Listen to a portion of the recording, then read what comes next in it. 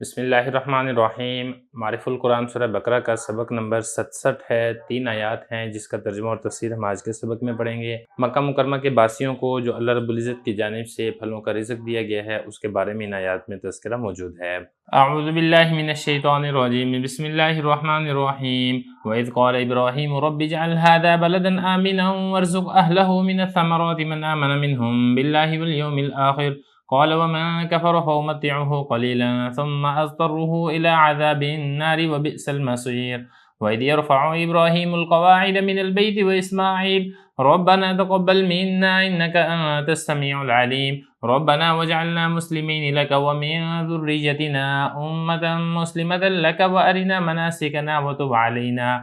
إنك أنت التواب الرحيم۔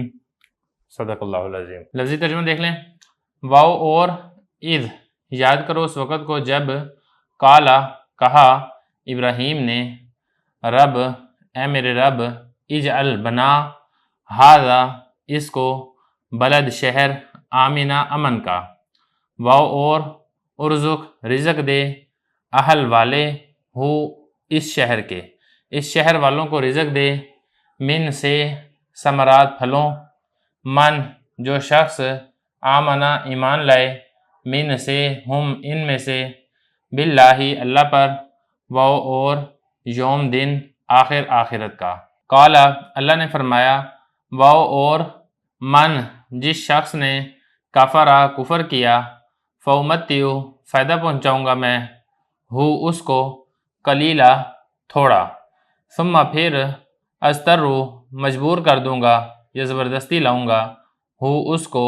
الا طرف عذاب النار جہنم کے عذاب کے واو اور بیسا برا ہے المصیر رہنے کی جگہ واو اور اذ یاد کرو اس وقت کو جب یرفعو اٹھاتے تھے بلند کرتے تھے ابراہیم القواعد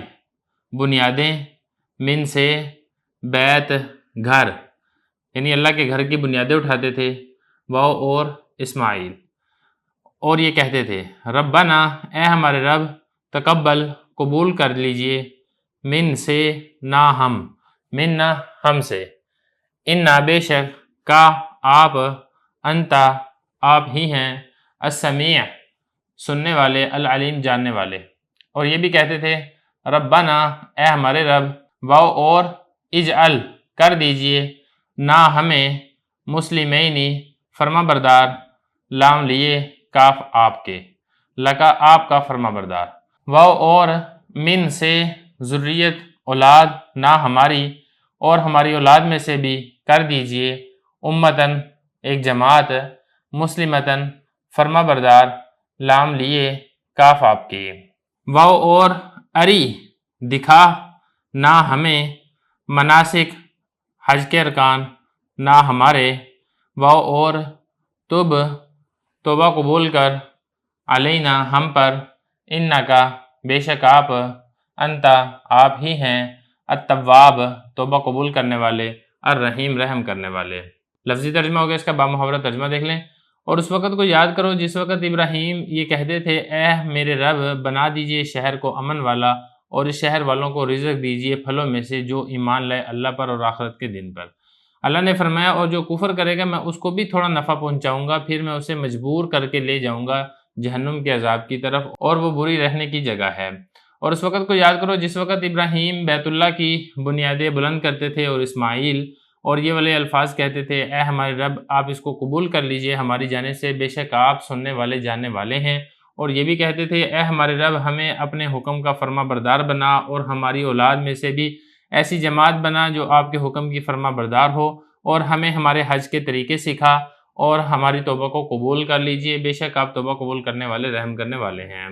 لفظی اور بامحاورہ ترجمے کے بعد تفسیری خلاصہ دیکھ لیں۔ اللہ تعالیٰ فرما رہے ہیں کہ وہ والا وقت بھی یاد کرنے کے قابل ہے جس وقت ابراہیم نے یہ والی دعا کی تھی کہ ربی اے میرے رب اجعل یہ جو جگہ ہے بے آباد بیابان جگہ ہے اس کو شہر بنا دیجئے، اور شہر بھی ایسا آمینہ جو امن والا شہر ہو، مطلب وہ شہر ایسا نہ ہو جس کے اندر امن نہ ہو اور جس کے اندر خوف و ہراس پایا جاتا ہو، ایسا شہر نہ ہو۔ پھر دوسری دعا حضرت ابراہیم علیہ السلام نے یہ کی ورزق اہلہ، اور یہ جو شہر آپ بنائیں گے اس جگہ کو، اس شہر والوں کو رزق دیجئے پھلوں کا رزق دیجئے، منہم باللہ والیوم الآخر، لیکن پھلوں کا رزق سب کو نہ دیجئے، ان کو دیجئے جو ایمان لائے، ان کے شہر والوں میں سے اللہ پر آخرت کے دن کے اوپر جو ایمان لائے ان کو آپ پھلوں کا رزق دیجئے، یعنی جو نافرمان ہوں، کفر اختیار کرنے والے ہوں، ان کو آپ پھلوں کا رزق نہ دیجئے۔ تو یہ ابراہیم علیہ السلام نے دعا کی، اس کے جواب میں اللہ تعالیٰ نے کیا فرمایا وہ آگے ذکر کیا جا رہا ہے۔ اللہ تعالیٰ نے فرمایا کہ ومن کافر، جو کفر کرے گا فَأُمَتِّعُهُ قَلِيلًا، میں اس کو بھی تھوڑا فائدہ پہنچاؤں گا۔ مطلب یہ کہ جو دنیا کے اندر رزق ملے گا یہ کافروں کو بھی ملے گا، ایمان والوں کو بھی ملے گا۔ ایسا نہیں ہے کہ ایمان والوں کو تو میں پھلوں کا رزق دوں، خاص طور پہ مکہ کے رہائشیوں کو، اور جو کافر ہوں یا نان مسلم ہوں ان کو میں پھلوں کا رزق نہ دوں، ایسا نہیں ہوگا۔ اللہ تعالیٰ فرما رہے ہیں کہ جو کفر کرے گا میں اس کو بھی دنیا کی زندگی کے اندر تھوڑا سا فائدہ ضرور پہنچاؤں گا، دنیاوی مال و دولت سے، دنیاوی آسائشوں سے، دنیاوی نعمتوں سے وہ لطف اندوز ہوں گے، لیکن انجام کر کیا ہوگا؟ اضطرہ الی عذاب النار، پھر میں اس کو مجبور کر کے لے جاؤں گا جہنم کے عذاب کی طرف، اور وہ بہت بری رہنے کی جگہ ہے۔ اگلے دیکھیں، اس وقت کو یاد کرو، یعنی وہ والا وقت بھی یاد کرنے کے قابل ہے جس وقت ابراہیم اور حضرت اسماعیل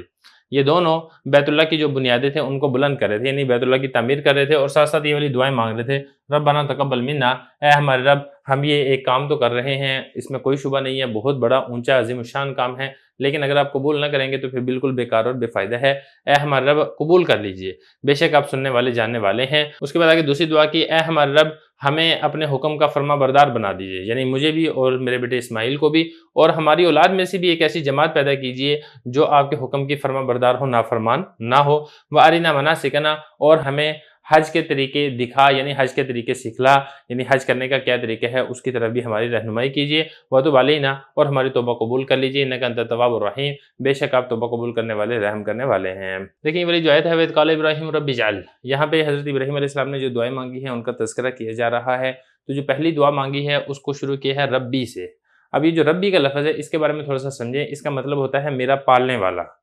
میری پرورش کرنے والا، یہ ربی کا ترجمہ ہے۔ تو اس میں دعا مانگنے کا ایک سلیقہ اور طریقہ بتایا جا رہا ہے، کیونکہ یہ لفظ خود ایسا ہے جو اللہ تعالیٰ کی رحمت کو اور اللہ تعالیٰ کے لطف و کرم کو متوجہ کرنے والا ہے۔ اب دعا کیا کی ہے؟ اجعل ھذا بلدا آمنا، اس کو ایک شہر بنا دیجئے، اور شہر بھی کون سا؟ جو امن اور اطمینان والا۔ جیسا کہ آپ کو معلوم ہے کہ بی بی ہاجرہ اور حضرت اسماعیل کو ایک چٹیل بیابان میدان کے اندر حضرت ابراہیم علیہ السلام نے چھوڑ دیا تھا، تو وہاں پہ کے بارے میں دعا کی ہے کہ اس کو شہر بنا دیجئے، کیونکہ آپ کو معلوم ہے کہ دیہاتوں کی بنسبت شہر کے اندر سہولیاتیں زیادہ ہوتی ہیں، اور وہ تو پھر ایک بے آب و گیا ایک چٹیل میدان تھا۔ ظاہر ہے جب یہ شہر بن جائے گا تو پھر اس میں شہر والی تمام تر سہولیات بھی آ جائیں گی، تو جو وہاں کے رہنے والے ہیں ان کے لیے زندگی گزارنا بہت آسان ہو جائے گی۔ پھر دوسری دعا کیا کی؟ دوسری دعا کی کہ شہر بھی ایسا ہو جو امن اور اطمینان والا ہو، یعنی وہاں پر فتنہ فساد نہ ہو، قتل و غارت گری نہ ہو، خوف و ہراس والا نہ ہو، اور کفار کے تسلط سے اور قبضے سے اس شہر کو محفوظ اور مامون بنا دیجئے۔ چنانچہ ایسا ہی ہوا، مکہ مکرمہ ایک ایسا شہر حضرت ابراہیم علیہ السلام کی دعا کی وجہ سے آباد ہو گیا جو اپنی آبادی کے علاوہ پوری دنیا کا مرجع ہے۔ پوری دنیا سے لوگ مکہ مکرمہ کے اندر آتے ہیں، اطراف عالم سے مسلمان وہاں پر پہنچنے کو اپنے لیے بہت بڑی سعادت سمجھتے ہیں، اور بیت اللہ کے مخالف کسی قوم اور کسی بادشاہ کا تسلط اس مکہ مکرمہ شہر کے اوپر نہیں ہوا ہے۔ خود اصحاب فیل کا واقعہ بھی قرآن مجید کے اندر تذکرہ موجود ہے کہ ابرہہ ایک پورا لشکر لے کر آیا تھا خانہ کعبہ کو گرانے کے لیے، مکہ مکرمہ کو فتح کرنے کے لیے، لیکن چونکہ حضرت ابراہیم علیہ السلام کی دعا پیچھے کام کر رہی تھی، چنانچہ اللہ رب العزت نے پورے مکہ مکرمہ کی ابرہہ لشکر سے حفاظت کی ہے۔ اسی طریقے سے جو باقی دیگر ظالم بادشاہ بھی گزرے ہیں، کسی کی اتنی ضرورت اور ہمت نہیں ہوئی ہے کہ وہ مکہ مکرمہ کو فتح کر لے، یہ حضرت ابراہیم علیہ السلام کی دعا کا نتیجہ ہے۔ ارزق اہلہ من الثمرات، اور ان مکہ والوں کو پھلوں کا رزق عطا کیجیے۔ تیسری دعا کا یہاں سے تذکرہ کیا جا رہا ہے، حضرت ابراہیم علیہ السلام نے اللہ تعالیٰ سے جو دعا مانگی ہے کہ جو مکہ کے باشندے ہیں، اس شہر کے رہنے والے ہیں، ان کو آپ پھلوں کا رزق عطا فرمائیے۔ مکہ مکرمہ اور اس کے آس پاس کی جو زمین تھی وہ باغ و چمن کی متحمل نہیں تھی، یعنی وہاں پر پھل وغیرہ نہیں اگتے تھے، اور دور دور تک پانی کا نام و نشان نہیں تھا، لیکن حضرت ابراہیم علیہ السلام کی اس دعا کو اللہ رب العزت نے قبول کیا،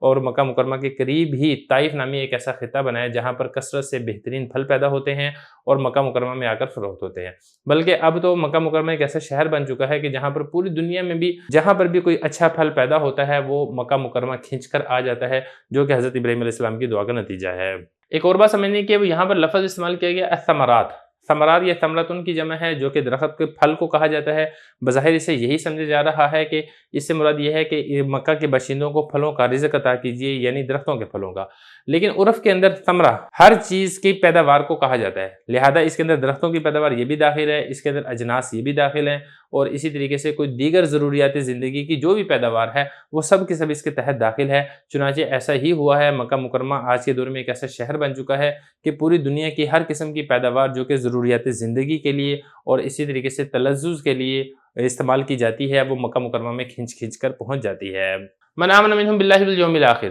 گزشتہ آیات کے اندر یہ والی بات آپ پڑھ چکے ہیں کہ حضرت ابراہیم علیہ السلام کو اللہ رب العزت نے فرمایا تھا کہ ہم آپ کو مقتدا بنائیں گے، پیشوا بنائیں گے۔ تو حضرت ابراہیم علیہ السلام نے پھر عرض کی تھی کہ میری اولاد کو بھی بنائیے، تو اللہ تعالیٰ نے فرمایا تھا کہ میرا وعدہ ظالموں کو نہیں پہنچے گا، یعنی جو آپ کی اولاد میں سے جو ظالم اور کافر اور مشرک ہوں گے ان کو نیابت اور خلافت اللہ تعالیٰ کی یہ عطا نہیں کی جائے گی۔ تو اسی بات کے پیش نظر حضرت ابراہیم علیہ السلام نے جب یہاں پر دعا مانگنے کا موقع آیا تو یہاں پر بطور احتیاط کے اور اللہ تعالیٰ کی خشیت کی وجہ سے جب پھلوں کی رزق کی دعا کی تو فرمایا کہ یا اللہ یہ رزق ان کو عطا کیجیے جو مومن ہوں،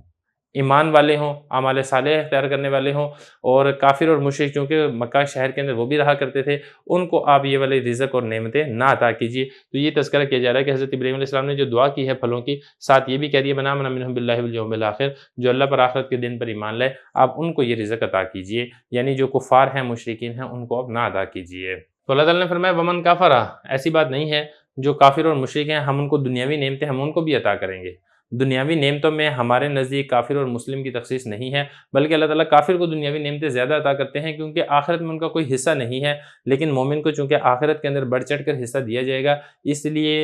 بعض اوقات ایسا ہوتا ہے کہ دنیا کے اندر مومن کو نعمتیں کم عطا کی جاتی ہیں۔ تو یہی والی بات اللہ تعالیٰ نے ارشاد فرمائی ومن کفر، جو کفر اختیار کرے گا فامتعہ قلیلا، میں اس کو دنیا کے اندر تھوڑا سا فائدہ پہنچاؤں گا۔ اب اس کا مطلب یہ نہیں ہے کہ میں اس کو قلیل دنیا کا نفع دوں گا یا میں اس کو قلیل دنیا عطا کروں گا۔ دیکھیں دنیا جتنی بھی زیادہ کیوں نہ ہو آخرت کے مقابلے میں وہ قلیل ہی ہے، تو مطلب کہنے کا یہ ہے کہ میں اس کو دنیا کے اندر تو فائدہ پہنچاؤں گا لیکن آخرت کے اندر اس کو چونکہ کچھ بھی حاصل نہیں ہوگا، اس لیے دنیاوی تمام مال و متاع یہ قلیل ہی شمار ہوں گی۔ تو اللہ تعالیٰ نے فرمایا کہ میں جو کفر کرے گا میں اس کو بھی تھوڑا سا فائدہ پہنچاؤں گا اور میں اس کو مجبور کر کے لے جاؤں گا جہنم کے عذاب کی طرف، اور وہ رہنے کے اعتبار سے بہت بری جگہ ہے۔ تو دنیا کے اندر کافروں کو بھی اللہ تعالیٰ کی نعمتیں عطا ہوں گی، بلکہ مسلمانوں سے اور ایمان والوں سے زیادہ عطا ہوں گی کیونکہ ان کا آخرت میں کوئی حصہ نہیں ہے۔ وَإِذْ يَرْفَعُ إِبْرَاهِيمُ الْقَوَاعِدَ مِنَ الْبَيْتِ وَإِسْمَاعِيلُ، اور اس وقت کو یاد کرو جس وقت ابراہیم اور اسماعیل دونوں بیت اللہ کی بنیادوں کو کھڑا کر رہے تھے، بیت اللہ کی بنیادوں کو اٹھا رہے تھے، یعنی خانہ کعبہ کی تعمیر کر رہے تھے۔ بخاری شریف کی روایت ہے، وہ سارے کا سارا تذکرہ میں آپ کو گزشتہ سبق کے اندر بتا چکا ہوں۔ تو حضرت ابراہیم علیہ السلام نے اللہ تعالیٰ کے حکم سے حضرت اسماعیل علیہ السلام کو ملا کر یہ خانہ کعبہ کی تعمیر کی ہے۔ آگے دیکھیں ربنا تقبل منا، ساتھ ساتھ ابراہیم علیہ السلام اور حضرت اسماعیل علیہ السلام دعا بھی مانگ رہے ہیں، اے ہمارے رب اس کو ہماری جانب سے قبول کر لیجئے، کیونکہ دیکھیں خانہ کعبہ کی تعمیر کا مسئلہ ہے، خانہ کعبہ کی تعمیر ہوگی پوری دنیا سے لوگ عبادت کے لیے آئیں گے اور جس نے تعمیر کی ہوگی اس کو بھی اس کا اجر اور ثواب ملے گا۔ تو لہذا دل کے اندر عجب نہ آ جائے، دل کے اندر اپنے آپ کی بڑائی نہ آ جائے، تو اس عجب سے بچنے کے لیے، اس بڑائی سے بچنے کے لیے اللہ تعالیٰ سے قبولیت کی دعا کی جا رہی ہے کہ یا اللہ یہ ہم نے جیسی تیسی خدمت کی آپ اس کو قبول کر لیجئے اور ہمیں اس پر اجر عطا کیجئے، کیونکہ نیکی جتنی بھی ہو، چاہے چھوٹی ہو چاہے بڑی ہو، جب تک وہ دربار الہی میں اس کی قبولیت نہ ہو اس کا انسان کو کسی قسم کا کوئی فائدہ نہیں پہنچ سکتا ہے۔ اس لیے ضروری ہے کہ جب بھی آپ کوئی نیک اعمال کریں آپ اس کے لیے، اس کی قبولیت کے لیے اللہ رب العزت سے خوب خوب دعائیں کیا کریں۔ انک انت السمیع العلیم، بے شک آپ تو سننے والے ہیں، جو ہم دعائیں کر رہے ہیں آپ سے آپ اس کو سننے والے ہیں، العلیم آپ جاننے والے ہیں، ہمارے ظاہر کو بھی جاننے والے ہیں، ہمارے باطن کو بھی جاننے والے ہیں، ہمارے دل کے اندر جو خیالات آ رہے ہیں آپ ان کو بھی جاننے والے ہیں، لہذا آپ ہم پر شفقت کیجئے، ہمارے اوپر رحم کیجئے اور ہماری دعاؤں کو قبول کر لیجئے۔ اگلی دعائیں دیکھیں، دعا کی ہے کہ اے ہمارے رب بنا دیجئے ہمیں مسلمین لکا، یہ مسلمون کہتے ہیں فرما بردار کو، چونکہ دو ہیں جن کے بارے میں دعا کی جا رہی ہے، ایک حضرت ابراہیم علیہ السلام ہے، دوسرے حضرت اسماعیل علیہ السلام ہے، اس لیے دو کے لیے عربی میں یہ والا لفظ استعمال کیا جاتا ہے مسلمین۔ یا اللہ مجھے اور میرے بیٹے اسماعیل کو اپنے حکم کا فرما بردار بنا دیجئے، حق وفاداری اور حق فرما برداری، انسان کو یہی چاہیے کہ اپنے بارے میں یہی گمان کرے، یہی خیال کرے کہ جیسے فرما برداری کرنے کا حق ہے، اللہ تعالیٰ کی اطاعت کرنے کا جیسا حق ہے میں ویسے نہیں کر سکا ہوں، اور اللہ تعالیٰ سے اس بارے میں دعا بھی کرتے رہنا چاہیے۔ وَمِن ذُرِّيَّتِنَا أُمَّةً مُسْلِمَةً لَكَ، اور اپنے ساتھ ساتھ اپنی اولاد کے لیے بھی دعا مانگنی چاہیے، چنانچہ ایسا ہی ہوا ہے۔ حضرت ابراہیم علیہ السلام نے جہاں پر اپنے لیے دعا کی ہے فرما بردار بننے کی، اپنے بیٹے کے لیے دعا کی ہے، اسی طرح اس دعا میں اپنی اولاد کو بھی شریک کیا ہے۔ تو یہاں سے یہ والی بات بھی معلوم ہوتی ہے کہ جو اللہ والے ہیں وہ اللہ کے راستے میں اپنی جان اور اپنے اولاد کی قربانی پیش کرنے سے دریغ نہیں کرتے ہیں، اور ہر نیکی اور خیر جہاں پر اپنے لیے طلب کرتے ہیں وہاں پر وہ اپنی اولاد کو بھی اس چیز میں فراموش نہیں کرتے ہیں اور اپنی اولاد کے لیے بھی یہی والی دعائیں مانگتے ہیں۔ آگے دعا کی ہے ارینا مناسکنا، مناسک کی جمع ہے، اس کی واحد منسک اور منسک دونوں آتی ہے۔ اعمال حج کو مناسک کہا جاتا ہے، اور مقامات حج مثال کے طور پہ عرفات ہے، مینا ہے، مزدلفہ ہے، ان سب کو مناسک کہا جاتا ہے، تو دونوں مراد ہو سکتے ہیں۔ تو دعا کا حاصل اور خلاصہ یہ ہے کہ ہمیں اعمال حج اور مقامات حج پورے طریقے سے سمجھا دیجئے، پورے طریقے سے سکھا دیجئے، اور اس کے لیے حضرت ابراہیم علیہ السلام نے لفظ استعمال کیا ہے اری، اری کا جو مطلب ہوتا ہے، اس کا مطلب ہوتا ہے دکھا دیجیے، نہ ہمیں۔ تو مطلب کہنے کا یہ ہے کہ یہ جو مناسک حج ہیں اور اسی طریقے سے مقامات حج ہیں، یہ ہمیں آنکھوں سے دکھا بھی دیجیے اور قلب سے ہمیں سمجھا بھی دیجیے، یعنی ہم اچھے طریقے سے حج کو سیکھ کر پھر ہم حج کو ادا کریں۔ وتوب علینا، اور ہماری توبہ کو قبول کر لیجیے، انک انت التواب الرحیم، بے شک آپ توبہ کو قبول کرنے والے، رحم کرنے والے ہیں۔